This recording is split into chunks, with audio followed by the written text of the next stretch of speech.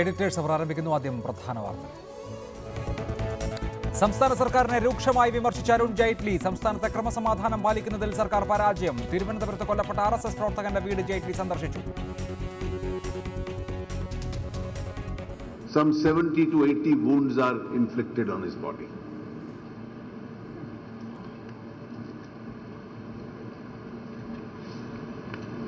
Even the enemy of the country doesn't do this. ജെയ്റ്റ്ലിയുടെ സന്ദർശനത്തിന് പിന്നിൽ കൃത്യമായ രാഷ്ട്രീയ ലക്ഷ്യമെന്ന് കോടിയേരി.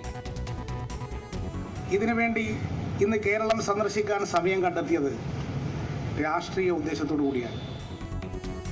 രാജ്ഭവന് മുന്നിൽ രക്തസാക്ഷി കുടുംബങ്ങളുടെ ഉപവാസം.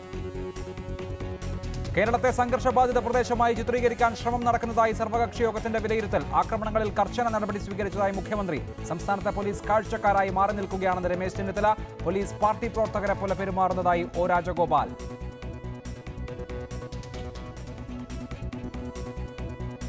അബ്ദുൽ നാസർ മദനി കേരളത്തിലെത്തി. വിമാനത്താവളത്തിൽ മദനിക്ക് PDP പ്രവർത്തകരുടെ ഉജ്ജ്വല സ്വീകരണം.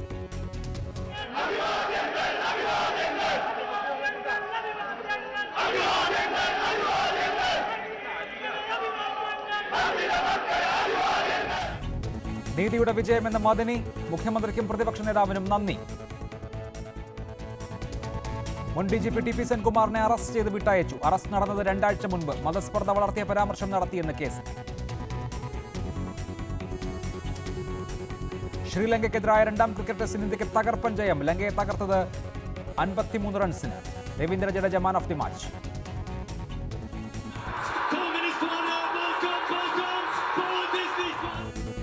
ലോക ചാമ്പ്യൻഷിപ്പിലെ 100 മീറ്റർ ഹീറ്റ്സിൽ 100 മീറ്ററിൽ ഉസൈൻ ബോൾട്ടിന് തോൽവി. രാഷ്ട്രീയ താൽപര്യം അനുസരിക്കാത്തവരെ ഇല്ലാതാക്കുകയാണ് സംസ്ഥാന സർക്കാർ ചെയ്യുന്നതെന്ന് കേന്ദ്ര പ്രതിരോധ മന്ത്രി അരുൺ ജെയ്റ്റ്ലി. സംസ്ഥാന സർക്കാരിനെ രൂക്ഷമായ ഭാഷയിലാണ് ജെയ്റ്റ്ലി വിമർശിച്ചത്. രാഷ്ട്രീയ അക്രമത്തിൽ കൊല്ലപ്പെട്ട RSS പ്രവർത്തകൻ രാജേഷിന്റെ വീട് ജെയ്റ്റ്ലി സന്ദർശിച്ചു. കേരളത്തിലെ രാഷ്ട്രീയ അക്രമ സംഭവങ്ങളുടെ ഉത്തരവാദിത്വം സംസ്ഥാന സർക്കാരിനാണെന്ന് കേന്ദ്രമന്ത്രി അരുൺ ജെയ്റ്റ്ലി കുറ്റപ്പെടുത്തി. CPIM അധികാരത്തിൽ വരുമ്പോൾ രാഷ്ട്രീയ കൊലപാതകം വർദ്ധിക്കുകയാണ്. പോലീസ് നിഷ്പക്ഷമാകാതെ സംസ്ഥാനത്ത് സമാധാനം ഉറപ്പിക്കാനാവില്ലെന്നും അരുൺ ജെയ്റ്റ്ലി പറഞ്ഞു. To create an adequate environment, there are political cadres which feel emboldened when in power. അക്രമം അഴിച്ചുവിടുന്നവർ തന്നെ ഇരകളാണെന്ന് പറയുകയാണ്. അക്രമ സംഭവങ്ങളിൽ സംസ്ഥാനത്തെ RSSന് ഉത്തരവാദിത്വമില്ല. എന്നാൽ BJP പ്രവർത്തകർ ഉൾപ്പെടെ കേരളത്തിലെ സമാധാനാന്തരീക്ഷത്തിന് വേണ്ടി ശ്രമിക്കണമെന്ന് അരുൺ ജെയ്റ്റ്ലി പറഞ്ഞു. Or justification of the presence of violence.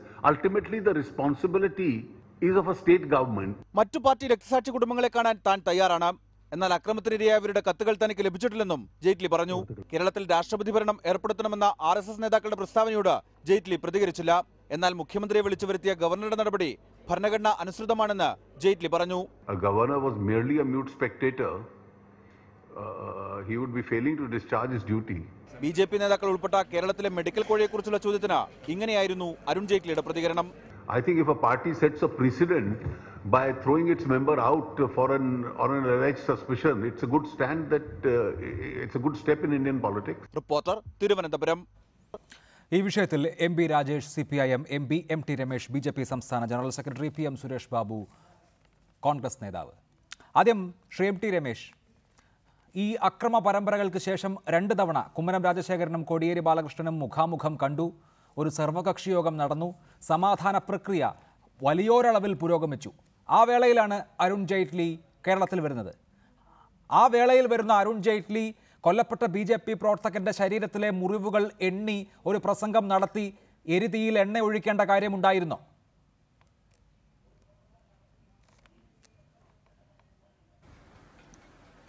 Arun Jaitley ഒരു എരിതിയിൽ എണ്ണയും ഒഴിച്ചിട്ടില്ല. സമാധാന സംരംഭങ്ങൾക്ക് ശേഷം ആ സമാധാന പ്രവർത്തനങ്ങളെ തല്ലിക്കെടുത്തുന്ന രീതിയിൽ പ്രവർത്തനങ്ങൾ നടത്തിയിട്ടുള്ളത് ഇന്ന് കോട്ടയം ജില്ലയിൽ CPMന്റെ ഭാഗത്താണ്. പക്ഷേ ഉഭയകക്ഷി ചർച്ചയുടെ അടിസ്ഥാനത്തിൽ അത്തരം സംരംഭങ്ങളെ ആ സ്ഥലത്ത് തന്നെ ഇല്ലാതാക്കാൻ വേണ്ടിയിട്ടുള്ള ശ്രമങ്ങൾ അവിടെ നടക്കുന്നു എന്നാണ് ഞാൻ മനസ്സിലാക്കുന്നത്. നല്ല കാര്യം. പക്ഷേ ശ്രമമുണ്ടായിട്ടുള്ളത് CPMന്റെ ഭാഗത്താണ്. അരുൺ ജെയ്റ്റ്ലി ഇന്ന് കൊല്ലപ്പെട്ട രാജേഷിന്റെ ശ്രദ്ധാഞ്ജലി ചടങ്ങായിരുന്നു. ആ ശ്രദ്ധാഞ്ജലി ചടങ്ങിൽ പങ്കെടുത്തുകൊണ്ടാണ് സംസാരിച്ചത്. സ്വാഭാവികമായിട്ടും രാജേഷിന്റെ ശ്രദ്ധാഞ്ജലി ചടങ്ങിൽ പങ്കെടുക്കുമ്പോൾ രാജേഷിന്റെ കൊലപാതകത്തെക്കുറിച്ചാണ് പറയുക, അല്ലാതെ അന്താരാഷ്ട്ര കാര്യങ്ങളെക്കുറിച്ചല്ലല്ലോ പറയുക. ആ ശ്രദ്ധാഞ്ജലി ചടങ്ങിൽ രാജേഷ് എന്ന് പറയുന്ന ചെറുപ്പക്കാരൻ ഏറ്റുവാങ്ങേണ്ടി വന്നിട്ടുള്ള ക്രൂരമായ വിധിയെക്കുറിച്ച് അരുൺ ജെയ്റ്റ്ലി സംസാരിച്ചിരുന്നു. അതേ സന്ദർഭത്തിൽ തന്നെ മുഖ്യമന്ത്രി പങ്കെടുത്ത സർവകക്ഷി സമാധാന സമ്മേളനത്തിൽ മുഖ്യമന്ത്രിക്കും ഈ സർക്കാരിനും സമാധാനം ഉണ്ടാക്കാൻ വേണ്ടിയിട്ടുള്ള എല്ലാ പിന്തുണയും പ്രഖ്യാപിച്ചിട്ടുള്ള പാർട്ടിയാണ് ഭാരതീയ ജനതാ പാർട്ടി. അതുകൊണ്ട് സമാധാന സംരംഭങ്ങളെ ഒരർത്ഥത്തിലും ഞങ്ങൾ തള്ളിക്കളയാനോ അല്ലെങ്കിൽ ദുർബലപ്പെടുത്താനോ BJP ആഗ്രഹിക്കുന്നില്ല. ഇവിടുത്തെ ആദ്യത്തെ പരിഗണന സമാധാനം തിരിച്ചു വരിക എന്നുള്ളതാണല്ലോ. അരുൺ ജെയ്റ്റ്ലി BJPയുടെ നേതാവ് മാത്രമല്ല, അദ്ദേഹം രാജ്യത്തെ മന്ത്രിസഭയിലെ രണ്ടാമനെന്ന് വിശേഷിപ്പിക്കപ്പെടുന്ന പ്രതിരോധ വകുപ്പിന്റെയും ധനവകുപ്പിന്റെയും മന്ത്രിയായിട്ടുള്ള ഒരു പ്രധാനപ്പെട്ട മന്ത്രിയാണ്. അദ്ദേഹം കേരളത്തിലേക്ക് വരുമ്പോൾ പാർട്ടി പരിപാടി എന്നുള്ളതിനുപരിയായി കാര്യങ്ങളെ കാണണമല്ലോ. അതുകൊണ്ടാണ് ഞാൻ ചോദിക്കുന്നത്, കാര്യങ്ങൾ സമാധാനത്തിലേക്ക് മടങ്ങുന്നു എന്നൊരു തോന്നലെങ്കിലും ഉണ്ടായിരിക്കുന്ന ഘട്ടത്തിൽ ഇങ്ങനെ ഒരു രാഷ്ട്രീയ പരിപാടി നടത്തുകയും രാഷ്ട്രീയ പ്രസംഗം നടത്തുകയും ആയിരുന്നോ കേന്ദ്ര ധനകാര്യമന്ത്രി വേണ്ടിയിരുന്നതെന്ന്?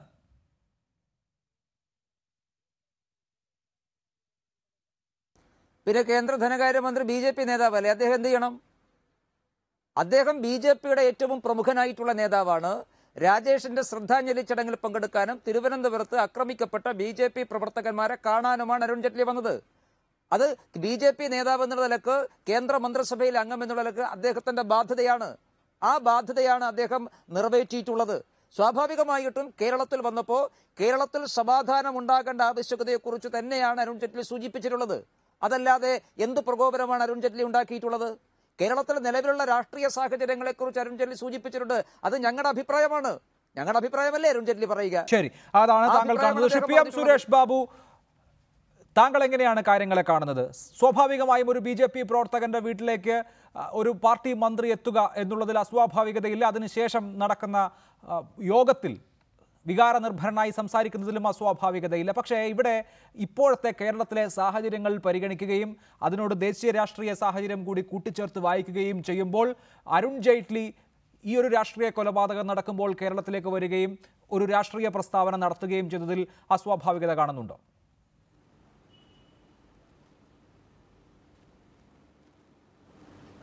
അസ്വാഭാവികത നമുക്കതിനകത്ത് വീക്ഷിക്കാനാണ് സാധ്യതകൾ അല്ലെങ്കിൽ സാഹചര്യങ്ങൾ നമ്മളെ സമ്മർദ്ദത്തിലാക്കുന്നത്. ശ്രീ അരുൺ ജെയ്റ്റ്ലി ഇന്ത്യ രാജ്യത്തിൻ്റെ നമ്മളൊക്കെ നേരത്തെ പറഞ്ഞതുപോലെ തന്നെ ഇന്ത്യയുടെ രാജ്യരക്ഷാമന്ത്രിയാണ്, ഇന്ത്യയുടെ ധനമന്ത്രിയാണ്. അദ്ദേഹം സുപ്രീം കോടതിയിലെ മുതിർന്ന അഭിഭാഷകനാണ്. രാജ്യം പൊതുവെ സമാധാനത്തോടുകൂടി ആദരിക്കപ്പെടുന്നൊരു വ്യക്തിയും കൂടിയാണ്. അദ്ദേഹം കേന്ദ്ര മന്ത്രിസഭയിലെ രണ്ടാമനോ മൂന്നാമനോ അത് പാർട്ടിയും പ്രധാനമന്ത്രിയും കൂടി തീരുമാനിക്കേണ്ടത്. ഏതായാലും വളരെ ഉയർന്ന നിലവാരത്തിലുള്ള ഒരു രാഷ്ട്രീയ നേതാവാണ് ശ്രീമാൻ അരുൺ ജെയ്റ്റ്ലി. അദ്ദേഹത്തിൻ്റെ പ്രാഗൽഭ്യത്തെ, കഴിവിനെയൊക്കെ ഭാരതീയ പൊതുസമൂഹം ആദരവോടുകൂടി നോക്കിക്കാണുന്നുണ്ട്. അത്തരമൊരു വ്യക്തി ഈ ഒരു മരണാനന്തര ചടങ്ങിൽ പങ്കെടുക്കുന്നതിന് വരുന്നു എന്ന് പറയുന്നത് നല്ല കാര്യങ്ങളൊക്കെ തന്നെയാണ്. പക്ഷേ അതിനകത്ത് ചില സന്ദേശങ്ങൾ പൊതുസമൂഹത്തിൻ്റെ ഇടയിലേക്ക് വന്നിട്ടുണ്ട്, പൊതുസമൂഹത്തിൻ്റെ ഇടയിൽ വരാൻ ഇടയായിട്ടുമുണ്ട്. അത് തടയേണ്ടതായിരുന്നു BJPയുടെ നേതൃത്വം. അത് അത്തരമൊരു സംശയം തോന്നാത്ത വിധത്തിൽ ഉള്ള നടപടികൾ വേണമായിരുന്നു. കേന്ദ്രത്തിൽ 10-60 മന്ത്രിമാരുണ്ട് BJPക്ക്. അവരാരെങ്കിലും ഒന്ന് വന്ന് ഈ കാര്യത്തിൽ സന്തപ്ത കുടുംബത്തെ സമാശ്വസിപ്പിക്കുക എന്നൊക്കെ പറയുന്നത് തികച്ചും സാധാരണഗതിയിലുള്ളൊരു സംഭവമാണ്. അപ്പോൾ ഇത് സാധാരണഗതി നമ്മുടെ നാടൻ ഭാഷയിൽ പറഞ്ഞാൽ തുരുപ്പ് ചീട്ടിട്ട് വെട്ടുന്ന ഒരു സ്ഥിതി വന്നു കഴിഞ്ഞാൽ എന്തായിരിക്കും അതിനകത്ത് BJP ഉദ്ദേശിക്കുന്നത്? സന്ദേശമാണ് BJP കൊടുക്കാൻ നടത്തിയപ്പോൾ മാധ്യമപ്രവർത്തകർ ചോദിച്ചു, ഈ പ്രശ്നങ്ങളിൽ RSS BJPയും തുല്യ നിലയിൽ പങ്കാളികളല്ലേ എന്ന്. അദ്ദേഹം നിഷേധിക്കുകയാണ് ഉണ്ടായത്. അങ്ങനെ തുലനം ചെയ്യുന്നത് അധാർമികമാണ് എന്ന് അദ്ദേഹം പറഞ്ഞു വെച്ചു. വർഗീയ സ്വഭാവമുള്ള 2 കൊലപാതകങ്ങൾ RSS പ്രവർത്തകരാൽ കേരളത്തിൽ നടന്നിട്ടില്ലേ പിണറായി വിജയൻ അധികാരമേറ്റതിന് ശേഷം എന്ന് ചോദിക്കുമ്പോഴും അദ്ദേഹം അങ്ങനെ ഏത് കൊലപാതകം ഉണ്ടായാലും പോലീസ് നടപടിയെടുക്കണം എന്ന് ഒഴുക്കൻ മട്ടിൽ പറഞ്ഞ് ഒഴിഞ്ഞുമാറി. RSS ഇതിലൊരു പങ്കാളിത്തം വഹിക്കുന്നുണ്ടെന്ന് താങ്കൾക്ക് തോന്നുന്നുണ്ടോ എന്ന ചോദ്യത്തിന് ഇല്ല എന്ന് അദ്ദേഹം പ്രതിവചിക്കുന്നു. അരുൺ ജെയ്റ്റ്ലി BJPക്കാരുടെ മാത്രം മന്ത്രിയാണോ?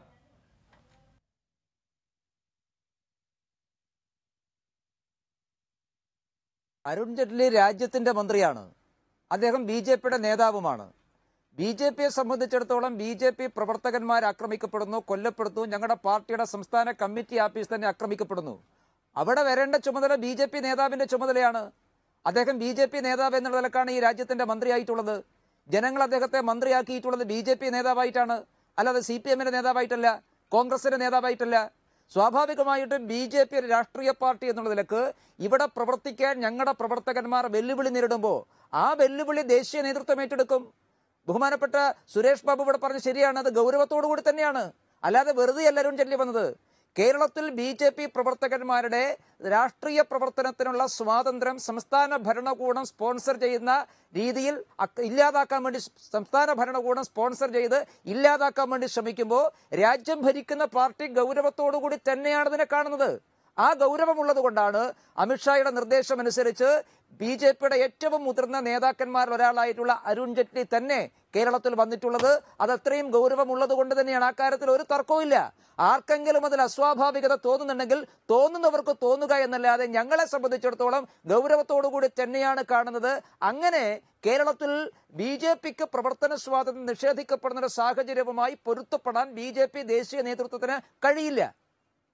ശ്രീ MT രമേശ്, ശ്രീ PM സുരേഷ് ബാബു, ഒരു പാർട്ടിക്ക് പ്രവർത്തിക്കാൻ കഴിയാത്ത വിധത്തിൽ ഏകപക്ഷീയമായ അടിച്ചമർത്തലുകൾ ഉള്ള കടുത്ത അസഹിഷ്ണുത ഭരണകൂടം സ്പോൺസർ ചെയ്യുന്ന ഒരു സംസ്ഥാനമായി, ഒരു പൊതുസമൂഹമായി കേരളം മാറിയെന്ന അഭിപ്രായം കോൺഗ്രസിനുണ്ടോ?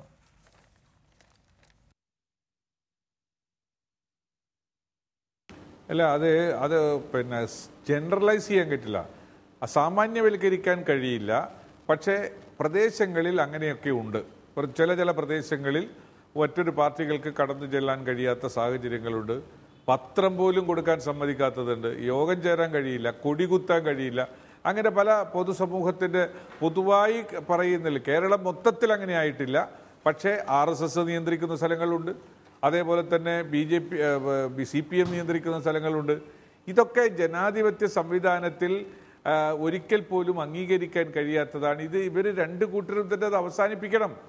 അവർ കൊല്ലയും കൊലയും ഒക്കെ നടത്തി സമൂഹത്തിൽ ഭീകരാന്തരീക്ഷം സൃഷ്ടിച്ച് പാർട്ടിയുടെ കെട്ടുറപ്പ് ഉണ്ടാക്കിയെടുക്കുന്നതിന് പകരം ജനാധിപത്യപരമായി അവരുടെ ആശയങ്ങളും ആദർശങ്ങളും കൊടുത്തുകൊണ്ട് ഇന്നതാണ് ഞങ്ങൾ ആദർശം, ഇന്നതാണ് ഞങ്ങളുടെ ആശയം എന്ന് പറയുന്നതിന് പകരം ഈ നാട്ടിൽ ഇത്തരം ചില വൈകൃതങ്ങൾ കാണിച്ചുകൊണ്ട് പാർട്ടിയെ ശക്തിപ്പെടുത്തി നിർത്തുക എന്ന സമീപനത്തിൽ മാറ്റം വരുത്തിയാൽ കേരളം മറ്റേത് സംസ്ഥാനത്തേക്കാൾ വലിയ തോതിലുള്ള വളർച്ച സ്ഥാപിക്കുന്ന ഒരു സംസ്ഥാനമായി. ശരി, തുടരുക. MP രാജേഷ്, സംസ്ഥാനത്തെ BJP പ്രവർത്തകരോട് ഐക്യദാർഢ്യം പ്രഖ്യാപിക്കാനാണ് അരുൺ ജെയ്റ്റ്ലി വന്നത്.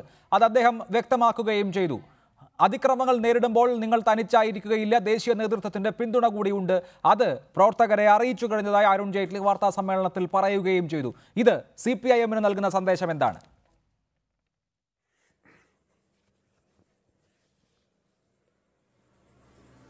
CPIM-ന് സന്ദേശം നൽകാൻ അല്ല അരുൺ ജെയ്റ്റ്ലി വന്നിട്ടുള്ളത്. RSS-നും BJP-ക്കും സന്ദേശം നൽകാൻ BJP നേതാവ് എന്ന നിലയിലാണ് അദ്ദേഹം വന്നിട്ടുള്ളത്. CPIM BJP-യുടെയും RSS-ന്റെയും എല്ലാ ഗൂഢ നീക്കങ്ങളെയും ശരിയായിട്ട് തന്നെ മനസ്സിലാക്കുന്നുണ്ട്. അതിനെ ചെറുക്കാനുള്ള, ജനങ്ങളെ അണിനിരത്തി ചെറുക്കാനുള്ള ജനപിന്തുണ പാർട്ടിക്കുണ്ട്, ജനകീയ അടിത്തറയുണ്ട്. അതിനുള്ള എല്ലാ പരിശ്രമങ്ങളും ഞങ്ങൾ നടത്തുന്നുണ്ട്. ഞങ്ങൾ പൂർണ്ണ സജ്ജരാണ്, അതിനെ നേരിടുന്നതിന് പൂർണ്ണ സജ്ജരാണ്. അതുകൊണ്ടാണ് കഴിഞ്ഞ ദിവസം RSS നേതാവ് ഹൊസബല്ലയുടെ വലിയ ഭീഷണി വന്ന് മണിക്കൂർ തികയുന്നതിന് മുമ്പ് കോടിയേരി പറഞ്ഞത്, എന്നാൽ പിന്നെ നിങ്ങൾ പിരിച്ചുവിടൂ എന്ന് പറഞ്ഞത് വെറുതെ പറഞ്ഞതല്ല. കേരളത്തിൽ അനുഭവം ഇതിനു മുമ്പുണ്ട്. 57-ൽ ഭരണഘടനയുടെ 356 വകുപ്പ് ഉപയോഗിച്ച് ആദ്യമായിട്ട് ഒരു ഗവൺമെന്റിനെ ഇന്ത്യയിൽ പിരിച്ചുവിട്ടത് EMS-ന്റെ ഗവൺമെന്റിനെ ആയിരുന്നു. 59-ൽ പിരിച്ചുവിട്ടു, പിന്നീട് 69-ൽ പിരിച്ചുവിട്ടു. അതിനൊന്നു ശേഷം കേരളത്തിൽ CPIM-ഓ ഇടതുപക്ഷ പ്രസ്ഥാനമോ ഇല്ലാതായിട്ടില്ലല്ലോ. കൂടുതൽ ജനപിന്തുണയോടുകൂടി ഞങ്ങൾ അധികാരത്തിൽ ഇവിടെ തിരിച്ചെത്തിയിട്ടുണ്ട്. ജനങ്ങളുടെ പിന്തുണ ഞങ്ങൾക്ക് വർദ്ധിക്കുകയാണ് ചെയ്തിട്ടുള്ളത്.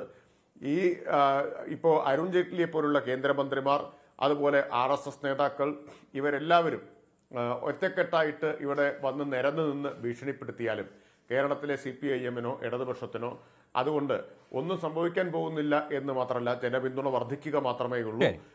കേരളത്തിലെ ഗവൺമെന്റിനെ പിരിച്ചുവിടണം എന്ന RSS-ന്റെ കൽപ്പന നടപ്പാക്കിയാൽ അത് കേരളത്തിൽ BJP-യുടെ അന്ത്യത്തിന്റെ തുടക്കമായിരിക്കും. ശരി, ശ്രീ MT രമേശ്, ഇന്നിപ്പോൾ അരുൺ ജെയ്റ്റ്ലി വാർത്താ സമ്മേളനത്തിൽ പറഞ്ഞു, കേരളത്തിൽ നടന്നത് BJP ഭരിക്കുന്ന ഏതെങ്കിലും സംസ്ഥാനത്താണ് നടന്നിരുന്നത് എങ്കിൽ ഇവിടെ എന്തുമാത്രം ബഹളമുണ്ടാകുമായിരുന്നു. അവാർഡ് തിരിച്ചു കൊടുക്കൽ, പാർലമെന്റ് സ്തംഭനം, പത്രങ്ങളുടെ എഡിറ്റോറിയൽ എന്നൊക്കെ. യഥാർത്ഥത്തിൽ അങ്ങനെ പറയുന്നതിൽ വസ്തുതയുണ്ടോ? ഇതര സംസ്ഥാനങ്ങളുമായി താരതമ്യം ചെയ്യുമ്പോൾ കേരളത്തിൽ ഉള്ള ക്രമസമാധാന നില എന്താണ്, മറ്റ് സംസ്ഥാനങ്ങളിലെ ക്രമസമാധാന നില എന്താണ് എന്നുള്ളത് നമുക്ക് കണക്കുകൾ നിരത്തി തർക്കിക്കാവുന്ന വിഷയമാണ്. അവ നമുക്ക് കൃത്യമായ വിവരങ്ങളുള്ള ഒന്നുമാണ്. കഴിഞ്ഞ ദിവസങ്ങളിലൊക്കെ ചർച്ച ചെയ്തതുകൊണ്ട് ഞാൻ അതിൻ്റെ വിശദാംശങ്ങളിലേക്ക് പോകുന്നില്ല.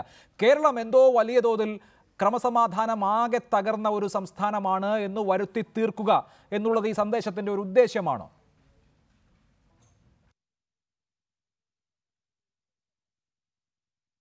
ഞങ്ങൾ വരുത്തി തീർക്കുന്നില്ലല്ലോ, സ്വയംകൃതനാർത്ഥമായിട്ട് CPM ഉണ്ടാക്കുന്നല്ലേ. ഞാൻ അതിലേക്ക് വരാം അഭിലാഷ്. അതിനു മുമ്പ് MP രാജേഷ് പറഞ്ഞതിനോട് ഒരു കാര്യം ഞാൻ സൂചിപ്പിക്കാം. CPM എല്ലാ കാര്യത്തിലും സജ്ജരാണ്. അത് CPM-ന്റെ കാര്യം. CPM രാഷ്ട്രീയ പാർട്ടിയാണല്ലോ. സ്വാഭാവികമായും CPM-നെതിരായിട്ട് വരുന്ന പ്രചരണങ്ങളെ പ്രതിരോധിക്കാൻ അവർ സജ്ജരാകുമെന്ന കാര്യത്തിൽ തർക്കമൊന്നുമില്ല. അത് അവർ ചെയ്യേണ്ട കാര്യമാണ്. പക്ഷേ RSS-ന്റെ നേതാവ് ഈ ഗവൺമെന്റിനെ പിരിച്ചുവിടും എന്ന് പറഞ്ഞു എന്നത് അത് ബാലിശമായിട്ടുള്ള കാര്യമാണ്. കാരണം ഞാനത് പത്രസമ്മേളനം കണ്ടിട്ടുള്ളതാണ്. ആ പത്രസമ്മേളനത്തിൽ ദത്താത്രേയ ഹൊസബാളെ ഒരിക്കലും കേരള ഗവൺമെന്റിനെ പിരിച്ചുവിടുന്നതിനെ കുറിച്ചല്ല പറഞ്ഞത്. ഒരു പത്രപ്രവർത്തകന്റെ ചോദ്യം, അതായത് രാഷ്ട്രപതിയും ഉപരാഷ്ട്രപതിയും ഒക്കെ ഇപ്പോൾ നിങ്ങളുടെ ആളുകളാണല്ലോ, അങ്ങനെയാണെങ്കിൽ രാഷ്ട്രപതി ഭരണം ഏർപ്പെടുത്തുന്നതിനെ കുറിച്ച് നിങ്ങൾ ആലോചിക്കുന്നുണ്ടോ? അതിന് അദ്ദേഹം പറഞ്ഞ മറുപടി, അത്തരം സാധ്യതകളെ കുറിച്ചൊക്കെ ആലോചിക്കേണ്ടത് അതിന് സാഹചര്യം ഒരുങ്ങുമ്പോൾ ഭരണകൂടങ്ങളാണ്, അതിൽ ഞങ്ങൾക്കതിൽ കാര്യമില്ല എന്നാണ് സൂചിപ്പിച്ചത്. അതല്ലാതെ പിരിച്ചുവിടുമെന്ന് പറഞ്ഞില്ല. രാജേഷിന്റെ അറിവിന് വേണ്ടി ഞാൻ പറയാം, 356 വകുപ്പിന്റെ ഇരയായി മാറിയിട്ടുള്ള പാർട്ടിയാണ് BJP-യും. CPM മാത്രമല്ല, CPM ചരിത്രത്തിൽ ആദ്യം CPM ആണ്, പക്ഷെ അതിനുശേഷം നിരവധി പ്രാവശ്യം അതിന് ഇരയായി മാറിയിട്ടുള്ള ഒരു പാർട്ടിയാണ് BJP. അതുകൊണ്ട് 356 വകുപ്പിനെ കുറിച്ച് ഞങ്ങൾക്ക് ഞങ്ങളുടേതായിട്ടുള്ള നിലപാടുണ്ട്. 1957 ഒന്നാമത്തെ CPM ഗവൺമെന്റിനെ കോൺഗ്രസ് ഗവൺമെന്റ് പിരിച്ചുവിട്ടപ്പോൾ അതിന് എതിരായിട്ട് ആദ്യത്തെ നിലപാടെടുത്തത് അന്ന് RSS ആയിരുന്നു. ജനാധിപത്യപരമായി അധികാരത്തിലേറിയ ഒരു ഗവൺമെന്റിനെ പിരിച്ചുവിടാൻ വേണ്ടി പാടില്ല എന്ന് കൃത്യമായി നിലപാടെടുത്തൊരു സംഘടന RSS ആയിരുന്നു. ഭാരതീയ ജനസംഘമായിരുന്നു അന്ന് CPM-ന്റെ കൂടെ. ഈ കോൺഗ്രസിന്റെ ഭരണകൂടത്തിന്, കോൺഗ്രസിന്റെ തീരുമാനത്തിനെതിരായിട്ട് CPM-ന്റെ കൂടെ ഉണ്ടായിരുന്ന ഒരു പാർട്ടി എന്ന് ഭാരതീയ ജനസംഘമായിരുന്നു. അതൊരു ചരിത്ര പശ്ചാത്തലമാണ്. അപ്പൊ അതുകൊണ്ട് നിങ്ങൾ അതിനെ കൂട്ടിയിണക്കേണ്ട കാര്യമൊന്നുമില്ല. ഞങ്ങളെ സംബന്ധിച്ചിടത്തോളം ക്രമസമാധാന തകർച്ച എന്നുകൊണ്ട് ഞങ്ങൾ പറയുന്നത്, ഇന്ത്യയിൽ മറ്റൊരു സംസ്ഥാനത്തും ഇല്ലാത്ത രീതിയിൽ രാഷ്ട്രീയ പ്രതിയോഗികളെ ആക്രമിച്ച് കൊലപ്പെടുത്തുന്ന സംസ്ഥാനം കേരളമാണ്. ഇന്ത്യയിൽ മറ്റെവിടെയാണ് ഉള്ളത്? ഇന്ത്യയിൽ എല്ലാ രാഷ്ട്രീയ പാർട്ടികളും പ്രവർത്തിക്കുന്നില്ലേ? BJP-ക്ക് സ്വാധീനമുള്ള സംസ്ഥാനങ്ങളിൽ കോൺഗ്രസ് ഇല്ലേ? മറ്റു രാഷ്ട്രീയ പാർട്ടികളിലെ അവരുടെ പ്രവർത്തകന്മാർ ആക്രമിക്കപ്പെടുന്നുണ്ടോ, കൊല്ലപ്പെടുന്നുണ്ടോ? ഇനി CPM-ന് പ്രവർത്തകരില്ലേ? കോൺഗ്രസിന് സ്വാധീനമുള്ളിടത്ത് BJP-കാരില്ലേ? ഞങ്ങളുടെ പ്രവർത്തകന്മാർ മറ്റു സംസ്ഥാനങ്ങൾ കൊല്ലപ്പെടുന്നുണ്ടോ? ഇല്ലല്ലോ. ഇത് കേരളത്തിൽ BJP മാത്രമല്ല, കേരളത്തിൽ BJP-കാർ കൊല്ലപ്പെടുന്നു, RSS-കാർ കൊല്ലപ്പെടുന്നു, കോൺഗ്രസ്സുകാർ കൊല്ലപ്പെടുന്നു, ലീഗുകാർ കൊല്ലപ്പെടുന്നു, CPM-കാരും കൊല്ലപ്പെടുന്നു. ഞാൻ തർക്കിക്കുന്നില്ല. എന്തുകൊണ്ട് ഈ സാഹചര്യമുണ്ട്? ആരാണ് ഉത്തരവാദി? ക്രമസമാധാന ചുമതലയുള്ളത്, നിയമസഭാധനം സംരക്ഷിക്കേണ്ടത് സംസ്ഥാനം ഭരിക്കുന്ന പാർട്ടിയാണ്. ആഭ്യന്തര വകുപ്പ് അവരുടെ കയ്യിലാണ്. രാഷ്ട്രീയ കൊലപാതകം ഈ സർക്കാർ വന്നതിന് ശേഷമല്ലല്ലോ കേരളത്തിൽ രാഷ്ട്രീയ കൊലപാതകം തുടങ്ങിയിട്ടുള്ളത്. എങ്ങനെയാണ് ഈ സർക്കാർ വന്നതിന് ശേഷമല്ല രാഷ്ട്രീയ കൊലപാതകങ്ങൾ തുടങ്ങിയിട്ടുള്ളത്. എല്ലാ സർക്കാരുകളുടെ കാലത്തും രാഷ്ട്രീയ കൊലപാതകങ്ങൾ നടന്നിട്ടുണ്ട്. താങ്കൾ തന്നെ ശരിയായി സൂചിപ്പിച്ചതുപോലെ അങ്ങോട്ടും ഇങ്ങോട്ടും അടിക്ക് തിരിച്ചടി എന്നുള്ള മട്ടിൽ അങ്ങോട്ടും ഇങ്ങോട്ടും CPM-കാർ RSS-കാരെയും RSS-കാർ CPM-കാരെയും കൊന്നിട്ടുണ്ട്. അത് ഒരു സാമൂഹിക പ്രശ്നം എന്നുള്ള നിലയിൽ നിങ്ങളെല്ലാവരും കൂടി ഒരു മേശയ്ക്ക് ചുറ്റും ഇരുന്ന് ആലോചിച്ച് ആലോചിക്കാം എന്നുള്ളതല്ലാതെ മറ്റൊരു തരത്തിലൊരു കേന്ദ്ര ഇടപെടലോ അല്ലെങ്കിൽ ഒരു അഭൂതപൂർവമായ ലോ ആൻഡ് ഓർഡർ സിറ്റുവേഷൻ സർക്കാർ ക്രിയേറ്റ് ചെയ്തു എന്ന് വാദിക്കുന്നതോ ഒക്കെ എന്തർത്ഥത്തിലാണ്?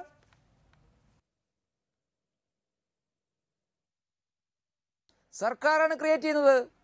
കേരളത്തിൽ ഈ രാഷ്ട്രീയ അക്രമങ്ങൾക്ക് നേതൃത്വം കൊടുക്കുന്നതാരാ? ആഭ്യന്തര വകുപ്പിന്റെ ചുമതലയുള്ള പാർട്ടിയാണ്. അതാണ് പ്രശ്നം. സംസ്ഥാനത്തെ നിയമസമാധാനവും ക്രമസമാധാനവും ഉറപ്പുവരുത്താൻ ബാധ്യതപ്പെട്ട ആഭ്യന്തര വകുപ്പിന്റെ ചുമതലയുള്ള പാർട്ടി രാഷ്ട്രീയ പ്രതിയോഗികളെ ആക്രമിച്ചു കൊലപ്പെടുത്തുന്ന സമീപനമാണ് പ്രശ്നം. ഞാൻ ചോദിക്കട്ടെ അഭിലാഷേ, ഈ ഗവൺമെന്റ് വന്നതിന് ശേഷം ഉഭയകക്ഷി ചർച്ച നടന്നല്ലോ ആദ്യത്തെ പ്രാവശ്യം. ആരാണ് ചർച്ച ലംഘിച്ചത്?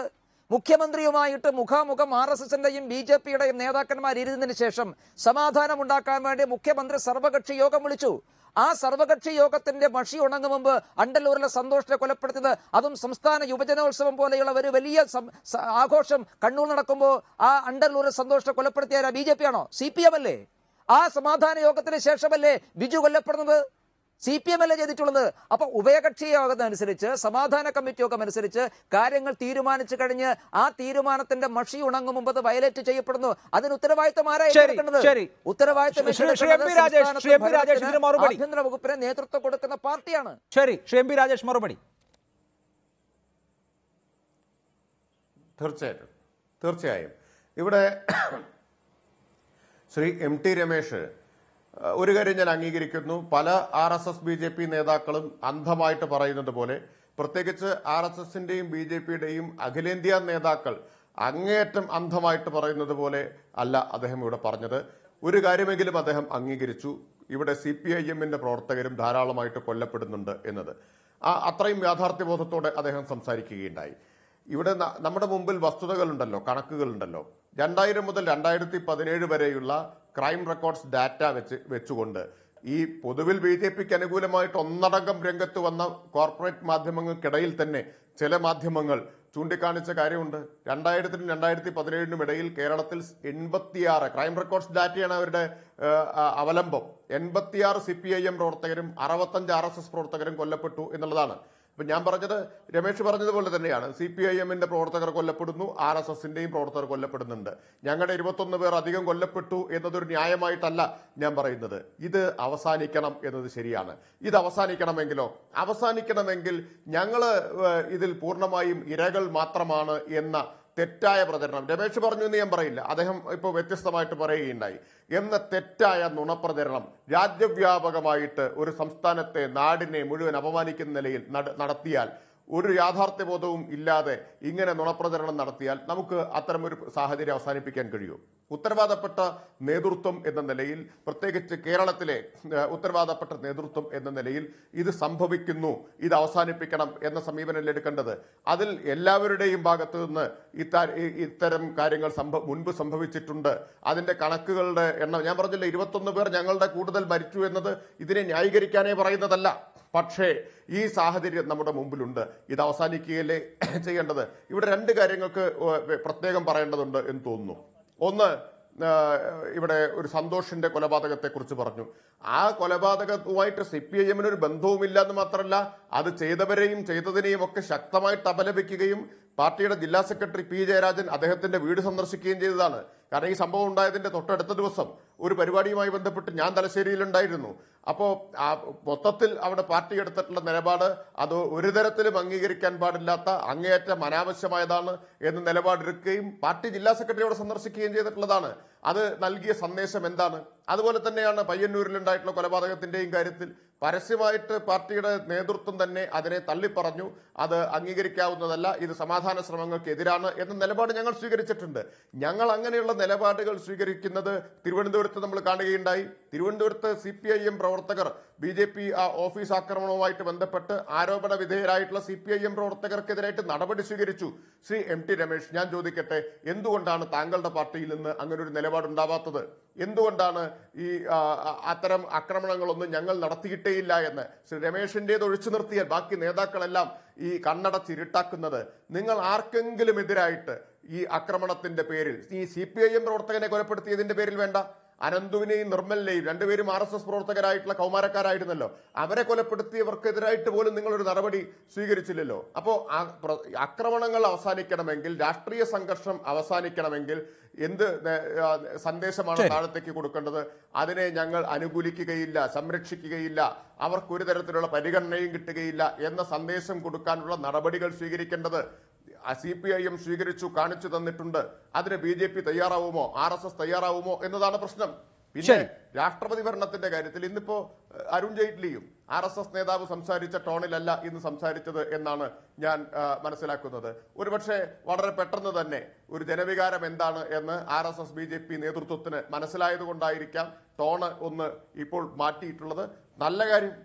അങ്ങനെ ജനവികാരം തിരിച്ചറിഞ്ഞുകൊണ്ട് തന്നെ ഈ രാഷ്ട്രീയ സംഘർഷങ്ങളുടെ കാര്യത്തിലും തങ്ങളുടെ കയ്യിലും ചോര പുരണ്ടിട്ടുണ്ട് എന്ന് മനസ്സിലാക്കുകയും, തങ്ങളാണ് പലപ്പോഴും ഇപ്പൊ കേരളത്തിൽ ആരാണ് ഇത്തവണ ഈ സൈക്കിൾ ഓഫ് വയലൻസിന് തുടക്കം കുറിച്ചത്? ശരി, അല്ല, നമുക്ക് അതിന്റെ ചരിത്രത്തിലേക്ക് പോകുന്നതിന് മുൻപ് ഞാൻ ഒന്ന് ഇടപെടുകയാണ്. ശ്രീ MP രാജേഷൻ, താങ്കളിലേക്ക് മടങ്ങിയെത്താം. ശ്രീ PM സുരേഷ് ബാബു, അക്രമങ്ങൾ അവസാനിക്കുക എന്നുള്ളതാണ് ഞാൻ ആദ്യം സൂചിപ്പിച്ചതുപോലെ മുഖ്യ പരിഗണനാ വിഷയം.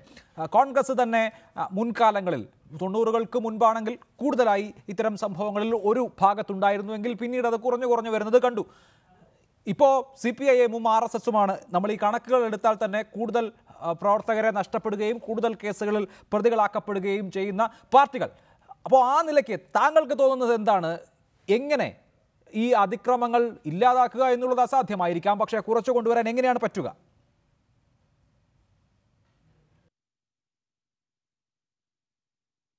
അല്ലെ, ഈ രണ്ട് പാർട്ടികളും വിചാരിക്കുക, രണ്ട് പാർട്ടികളും സ്വയമേവ തീരുമാനമെടുത്ത് പാർട്ടി തീരുമാനിക്കുക, ഞങ്ങൾ ഇതിനെ കൊടുക്കില്ല, ഞങ്ങൾ ഇതിനകത്ത് തന്നെ ഇടപെടില്ല, അവർക്ക് അവരുടെ കുടുംബത്തെ സംരക്ഷിക്കില്ല, അവരുടെ നിയമപരമായി അവർക്ക് ഊരിപ്പോരാനുള്ള കാര്യങ്ങൾ ഞങ്ങൾ സഹായിക്കില്ല എന്ന് തുടങ്ങിയുള്ള എല്ലാ കാര്യങ്ങളും തീരുമാനിച്ച് അക്രമ പ്രവർത്തനങ്ങൾ പ്രവർത്തിക്കുന്ന ആളുകളുടെ വ്യക്തിപരമായ പ്രവൃത്തിയായി അതിനെ സമൂഹത്തിൻ്റെ മുമ്പിൽ അവതരിപ്പിക്കാൻ ശ്രമിച്ചാൽ, ഇത്തരം കൊലപാതകങ്ങൾ നടത്തുന്ന ആളുകളെ കൊണ്ടുവന്ന് സ്വീകരണം നടത്തി സ്വീകരിച്ചു കൊണ്ടുപോകുന്ന സംവിധാനങ്ങൾ ഒഴിവാക്കിയാൽ, ഇങ്ങനെ പലതരത്തിലും ഒരു അക്രമത്തിനോട് അനുകൂല മനോഭാവം ഞങ്ങൾ കാണിക്കുന്നില്ല എന്ന് രണ്ട് പാർട്ടികളും തീരുമാനമെടുത്ത് ജനസമൂഹത്തിൻ്റെ മുമ്പിൽ സന്ദേശം കൊടുത്തു കഴിഞ്ഞാൽ ഇവിടെ അതൊക്കെ അവസാനിക്കും. ഇതങ്ങനെ ഒരു സ്ഥിരമായിട്ടൊന്നും വേണ്ടുന്ന ഒരു സംഗതിയല്ലല്ലോ, അല്ലെങ്കിൽ അങ്ങനെ ഒരു സ്ഥിരമായ ഒരു രീതിയിൽ പ്രവർത്തിക്കാൻ തീരുമാനിച്ചിട്ടൊന്നുമില്ല. ചില രാഷ്ട്രീയ നേതാക്കന്മാരുടെ താല്പര്യത്തിനനുസരിച്ച് അവർക്ക് എന്തും കാണിക്കാൻ കഴിയുമെന്ന് ജനങ്ങളുടെ മുമ്പിൽ കാണിച്ചു കൊടുക്കുന്നതിന് വേണ്ടി രണ്ട് പാർട്ടികളും നടത്തിക്കൊണ്ടിരിക്കുന്ന ഈ അക്രമ പ്രവർത്തനങ്ങൾ അവസാനിപ്പിക്കണം. നേരത്തെ പറഞ്ഞതുപോലെ തന്നെ അവർ ഊരിയ വാൾ ആ ഉറയിൽ തന്നെ നിക്ഷേപിക്കണം. കേരളം വളരെ സമാധാനപരമായ ഒരു ജീവിതം കാഴ്ചവെക്കും. Right. Shri MT Ramesh, BJP ഇരവാദം ഉപേക്ഷിക്കുമോ? അങ്ങനെ ഒരു നറേറ്റീവ് ഉണ്ടാക്കിയിട്ട് എന്താണ് കാര്യം? രണ്ടു കൂട്ടർക്കും ഉണ്ടായിട്ടുണ്ട് നഷ്ടം. സമീപകാലങ്ങളിലും അങ്ങനെ തന്നെയാണ്. ഈ സർക്കാർ അധികാരമേറ്റതിന് ശേഷം അങ്ങനെ തന്നെയാണ്. നിങ്ങൾ പാർലമെന്റിൽ മീനാക്ഷിയിലേക്ക് 14 പേരുടെ പേര് എടുത്ത് പ്രസംഗിക്കുമ്പോൾ ഇവിടെ കോടിയേരി ബാലകൃഷ്ണന് അവരുടെ ഒപ്പം ഉണ്ടായിരുന്ന 10 പേരുടെ പേരെടുത്ത് പ്രസംഗിക്കാൻ കഴിയും. നമ്മൾ നിഷ്പക്ഷമായി നോക്കിയാൽ രണ്ട് പക്ഷത്തും നഷ്ടമുണ്ടായിട്ടുണ്ട്, രണ്ട് പക്ഷത്തു നിന്നും ജീവൻ പൊലിഞ്ഞിട്ടുണ്ട്. അപ്പോൾ അതിനെ യാഥാർത്ഥ്യ ബോധത്തോടുകൂടി സമീപിച്ചുകൊണ്ട് രണ്ട് പാർട്ടികൾ ഇനി എന്തു വേണമെന്ന് തീരുമാനിക്കുന്നതല്ലേ യുക്തം?